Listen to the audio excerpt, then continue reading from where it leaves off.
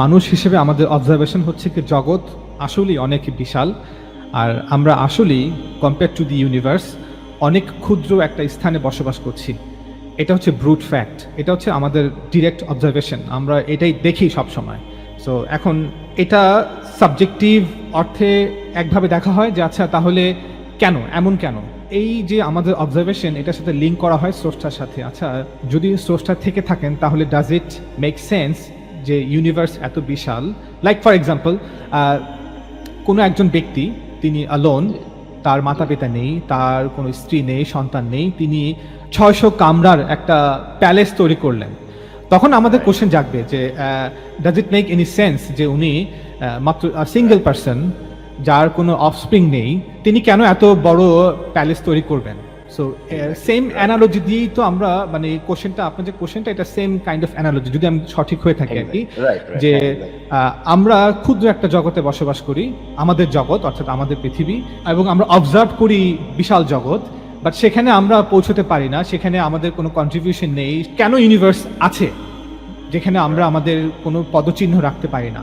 এখন যদি এমনটা হয়ে থাকে যে গড উনি অস্তিত্বে আছেন এবং উনি আসলেই এই জগৎ সৃষ্টির পেছনে ওনার শক্তি, এবং উনি এই জন্য দায়ী এই জগৎ অস্তিত্বের জন্য, এবং আমরা সেখানে আমাদের পদচিহ্ন রাখতে পারি না অন্য ইউনিভার্সে, গ্যালাক্সিতে, this is the way the universe is, আমরা এটাকে অ্যাকসেপ্ট করলাম। Is there any problem? আচ্ছা আলামিন ভাই, একটা সাপ্লিমেন্টারি কোশ্চেন, যেটা হচ্ছে আমাদেরকে তো সৃষ্টির সেরা হিসেবে তৈরি করা হয়েছে, তাই না? তো আমাদের তো অ্যাটলিস্ট অ্যাবিলিটিটা যদি আরো বেশি হতো যে আমরা এই জিনিসটাকে অবজার্ভ করতে পারতেছি আল্লাহ তাআলা সৃষ্টিকে, এবং যা যা আমরা এক্সপ্লোর করতে পারতেছি, তাহলে এটা কি আরো বেটার হতো না? আপনার কি মনে হয়? আমার কোয়েশ্চেনটা আরেকটু স্পেসিফিক করে দিই। আসলে আমি তো ওভারভিউ ওভাবে বলেছি, তা আমার কোয়েশ্চেনের মধ্যে আপনার কাছে এটা যে অ্যাকর্ডিং টু কোরআন, সুন্নাহ বা আমাদের যত সহিহ হাদিস আছে, গিভেন রিলিজিয়াস বুক, তো এখানে কি কোথাও বা কখনো কোথাও প্রমাণিত হয়েছে যে এখানে যে ইন আদার প্ল্যানেটস এখানে কখনো কোনো সিভিলাইজেশন ছিল বা বর্তমানে আছে? I am talking about aliens, কথার কথা। এই ব্যাপারে আপনার কি মতামত অ্যাজ পার কোরআন সুন্নাহ? তাহলে এখন এই ব্যাপারে পবিত্র কোরআন কিছু উত্তর দিয়েছে, দুইটা অ্যাঙ্গেল থেকে উত্তর দিয়েছে। প্রথম হচ্ছে গিয়ে আল্লাহ তাআলা বলেছেন এই যে জগৎ আছে এটাকে ইউজ করা হবে। তো আল্লাহ তাআলা বলেছেন তিনি এই যে জগৎটা আছে এই জগৎটাকে ধ্বংস করবেন। জগৎটাকে ধ্বংস করে এক্স্যাক্টলি এভাবে বলা আছে যে আল্লাহ তাআলা এই পুরো জগৎটাকে গুটিয়ে আনবেন। ইউনিভার্স তো ভাস্ট এবং দে আর সেপারেটেড ফ্রম ইচ আদার। যেখানে আল্লাহ তাআলা অন্য আয়াতে বলেছেন তিনি জগৎটাকে সম্প্রসারিত করছেন এবং এটাকে প্রসারিত করছেন, আবার অন্য আয়াতে বললেন একটা পর্যায়ে গিয়ে উনি এই জগৎটাকে আবার গুটিয়ে আনবেন, এবং গুটিয়ে আনার পর উনি সেই আয়াতে বলেছেন যে এটাকে তিনি আবার এক নতুন জগতে পরিবর্তন করবেন। যেটা গুটিয়ে আনা হলো সেটাকে আবার নতুন করে রিক্রিয়েশন করা হবে।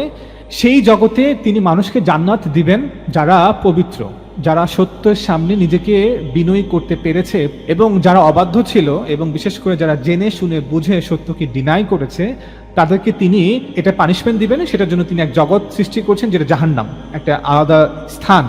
তো আল্লাহ তাআলা পবিত্র কোরআনে অন্য আয়াতে বলেছেন তিনি মানুষকে এমন এক জান্নাত দিবেন, সেই জান্নাত হবে আসমান জমিনের মতোই প্রসারিত। সো আমরা সেই জগতে, সেই বিশাল ইউনিভার্সে আমরা পরিভ্রমণ করতে পারবো, যেতে পারবো, অবজার্ভ করতে পারবো, we can pass time, our leisure টাইমগুলো সেখানে স্পেন্ড করতে পারবো। সো এই যে আমরা এখন যেতে পারছি না বিকজ উই হ্যাভ লিমিটেশন, মানুষের সীমাবদ্ধতা আছে, মানুষ অন্য গ্রহে, অন্য গ্যালাক্সিতে, ইউনিভার্সে যেতে পারে না। তো সেটার একটা বলা হচ্ছে কোরআনে অ্যাটলিস্ট মেসেজ বা সংবাদ খবর দেওয়া হচ্ছে এই যে জগৎ প্রেজেন্ট ওয়ার্ল্ডটাকে উনি গুটিয়ে আনবেন, অর্থাৎ এটাকে ধ্বংস করবেন, এবং ধ্বংসের পরে সেটাকে আবার নতুন করে এক জগতে পরিবর্তন করবেন। সেই জগতে যে মানুষকে জান্নাত জাহান্নাম দেওয়া হবে, সেই জান্নাত জাহান্নামটা হচ্ছে আসমান জমিনের মতো বা তার চেয়েও, বলা হচ্ছে তার চেয়েও বিশাল। তো এটা হচ্ছে একভাবে অ্যান্সার দেওয়া হয়েছে। আরেকভাবে হচ্ছে কি আল্লাহ তাআলা বলেছেন মানুষ থেকেও শ্রেষ্ঠ সৃষ্টি আছে, এটা পবিত্র কোরআনে বলা আছে, এবং এটা নিয়ে আমি একটা ভিডিও তৈরি করেছি যে এখন তো এটা বের করতে পারবো না, আমি হয়তো দেখি লাইভের মাঝখানে এটা বের করতে পারি কিনা। তবে কোরআনে আয়াতের মধ্যে স্পষ্ট বলা হয়েছে, এবং ইবন তাইমিয়া উনি এই আয়াত থেকেই ইনফার করেছেন, অনুমান করেছেন যে এই আয়াতটা হচ্ছে এভিডেন্স এই আন্ডারস্ট্যান্ডিংয়ের জন্য যে মানুষের থেকেও শ্রেষ্ঠ কেউ আছে। কারণ কোরআনে বলা হচ্ছে হে মানুষ তোমাদেরকে আমি অনেকের থেকে শ্রেষ্ঠত্ব দিয়েছি, তোমাদেরকে আমি সকলের থেকে শ্রেষ্ঠত্ব দিয়েছি এটা বলে নাই, আমি তোমাদেরকে অনেকের থেকে শ্রেষ্ঠত্ব দিয়েছি। অনেক মিন্স সবার থেকে না।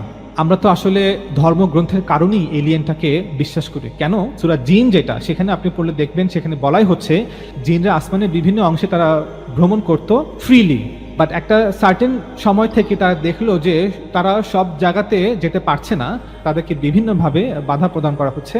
আর অন্য আয়াতে বলা হচ্ছে যে জিন যারা, তাদেরকে আল্লাহ তাআলা সৃষ্টি করেছেন খলাকল জান্না মিম্মা রিজিম মিন নার, আল্লাহ তাআলা জিন্নাতকে সৃষ্টি করেছেন আগুন থেকে, আগুনের শিখা থেকে।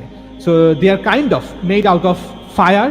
Fire means heat, heat means light, so they can travel more faster than human being, maybe at the speed of light, maybe জিন্নাতরা হয়তো আমাদের যে সৌরজগৎ তার বাহিরেও তারা ভ্রমণ করতে পারে। তো এই অর্থে কিন্তু আমরা এলিয়েনকে বিশ্বাস করি। জিনকে আমরা দেখতে পাই না, এটার কারণ আল্লাহ তাআলা পবিত্র কোরআনে যে আয়াতে বলেছেন ওটা থেকে একটা আইডিয়া করা যায়, কারণ জিনদেরকে আল্লাহ সৃষ্টি করেছেন আগুনের শিখা থেকে।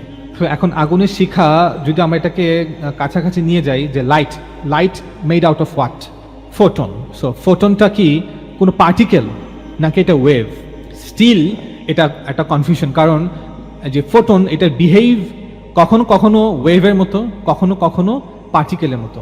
সো এখন যেহেতু light can travel through something এবং লাইটটা হচ্ছে ইনভিজিবল কাইন্ড অফ, কারণ আপনি লাইটটাকে ধরতে পারবেন না আনটিল ইট রিফ্লেক্ট। লাইট যতক্ষণ না রিফ্লেক্ট করে ততক্ষণ লাইটকে আমরা অবজার্ভ করতে পারি না। সো জিনদেরকে আল্লাহ সৃষ্টি করেছেন আগুন থেকে। সো হয়তো এই সিমিলার কাইন্ড অফ রিজনে বা কারণে আমরা জিনদেরকে অবজার্ভ করতে পারি না until they want to be observed. Secondly, আরো ব্যাপক অর্থে যে সৃষ্টি আছে সেটা হচ্ছে কি এঞ্জেল, ফেরেশতা।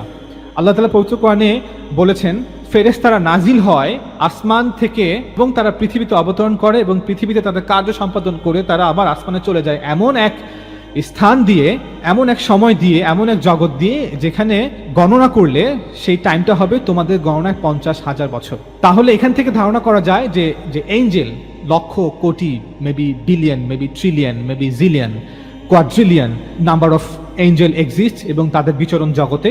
সো এটাও কাইন্ড অফ একটা সলিউশন দিচ্ছে এই প্রশ্নের, যে জগৎ অনেক বিশাল, তো সেখানে কারা আছে। সো জিনদের ব্যাপারে কোরআনে যা বলা হচ্ছে এবং ফেরেশতাদের ব্যাপারে কোরআনে যা বলা হচ্ছে, এই দুটো বিষয়কে দেখলে আমরা তো দুটা স্পিসি পাচ্ছি। Those who have been created by God, যাদের বিচরণ জগতে আছে। মানুষ শুধু পৃথিবীতেই, জিন্নাতরা পৃথিবী এবং পৃথিবীর বাহিরে, হয়তো সৌরজগৎ, হয়তো বা সৌরজগতের বাহিরে, আর তারও ঊর্ধ্বে এঞ্জেল, যারা আরো ব্যাপকভাবে ছড়িয়ে ছিটিয়ে আছে বিশ্বজগতে। আর আলটিমেটলি হচ্ছে গিয়ে যেটা আল্লাহ তাআলা আমাদেরকে খবর দিয়েছেন যে এই জগৎকে ধ্বংস করা হবে, এটাকে গুটিয়ে নিয়ে আসা হবে এবং সেই গুটানোর পরে সেটাকে আবার বদল করা হবে, এটাকে পরিবর্তন করা হবে নতুন জগতে, এবং সেই জগতে যে জান্নাত দেওয়া হবে মানুষকে, বাগান, মুলুকিয়াত, রাজত্ব, সাম্রাজ্য দেওয়া হবে, সেটার ব্যাপকতা হবে এই জগতের থেকেও বিশাল। সো এই অর্থ এটা বোঝা যায় যে এত ম্যাটেরিয়াল ছড়িয়ে ছিটিয়ে আছে জগতে, সেটাকে আবার ইউজ করা হবে নতুন ইউনিভার্স হিসেবে, যেখানে মানুষ পরিভ্রমণ করবে সর্বত্র। সো এটা আমাদের জায়গা থেকে যদি দেখি যে মহাবিশ্ব এত বিশাল, we are part of a vast universe, এটা কাইন্ড অফ একটা বিলঙ্গিং ফিল দেয় মানুষকে। They feel kind of blessed, তাই না? কারণ মানুষের মধ্যে যে ব্লেস, যে গ্র্যাটিটিউড, এই যে মানুষের মধ্যে যে আইডিয়াগুলো আছে, মানুষের শুধুমাত্র খাওয়া দাওয়া আর ঘুম না, তো এই অর্থে এটা আমাদের একটা পারপাস দেয়। আফগান পাকিস্তান সীমান্ত অঞ্চল চিত্রালে তৈরি আফগানি পাকুল বা পাশতুন টুপি সংগ্রহ করতে আমাদের দ্য বিলিভার সুক ফেসবুক পেজে অথবা হোয়াটসঅ্যাপ নাম্বারে অর্ডার করুন। অর্ডার করতে নিচে ডেসক্রিপশন বক্সে দেওয়া লিঙ্কে ক্লিক করুন।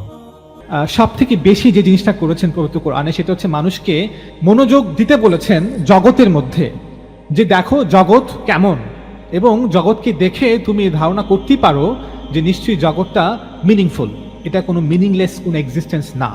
সো এই যে জগতের বিশালতা এবং এটা যে জগৎ এত জটিল, এত কঠিন, এত কমপ্লেক্স, এত সুন্দর, এত ভয়ঙ্কর, এত সফিস্টিকেটেড, সো এই জিনিসটাও কিন্তু গড যেভাবে পবিত্র কোরআনে বলেছেন সেভাবে দেখলে মনে হয় যে গড এগুলোকে অ্যাজ এ এভিডেন্স, দলিল, প্রমাণ হিসেবে উপস্থাপন করেছেন মানুষের সামনে, যে মানুষ লুক অ্যাট দি ইউনিভার্স এবং ইউনিভার্সকে অবজার্ভ করো এবং তারপর তুমি এই কনক্লুশনে অবশ্যই পৌঁছাবে নিশ্চয়ই জগতের কোনো স্রষ্টা আছেন।